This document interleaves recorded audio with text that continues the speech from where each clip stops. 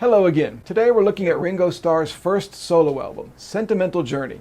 What it is, what its history is, and what's historically important about it. So in this project I've been doing about listening to every single Beatles solo album in order, Sentimental Journey by Ringo Starr is notable. Because it's the sixth album I've listened to and talked about, but the first five were experimental and avant-garde albums from George and John. Sentimental Journey was released in March of 1970, and it's the first solo Beatles album containing all conventional, recognizable songs.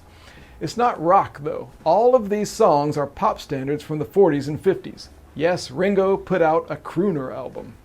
Ringo was always the glue that held the Beatles together, musically and spiritually, like a lot of drummers tend to be. And the warmth and humanity of that position is what makes Sentimental Journey so, well, heartwarming. So here's how this album was conceived. The Beatles were breaking up, John having secretly told the others that he was leaving at a meeting in September 1969. Ringo's thoughts went back to his family and his upbringing, and he decided to do an album of songs that the people closest to him liked when he was growing up.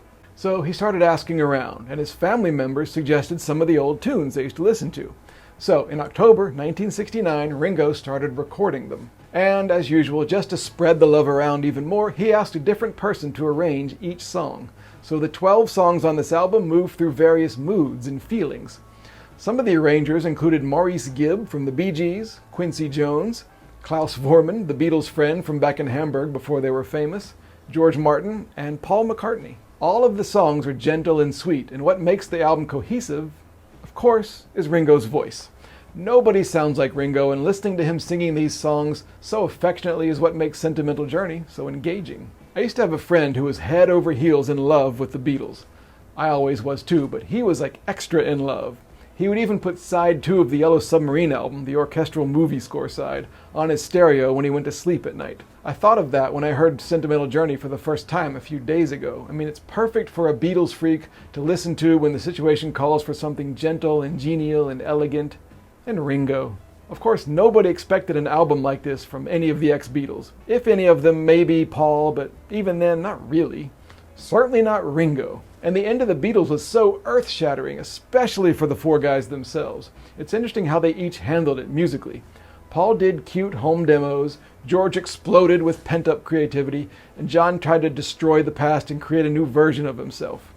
Ringo, well, he affably got the first word in, gentle and subtle, with an album made during the most chaotic time you can possibly imagine. As the band he loved crumbled and the others were sniping at each other in the press, Ringo reminded the world, and the other Beatles, what made them so great in the first place. They had a wider range of influences than most, and they never said no to their muses.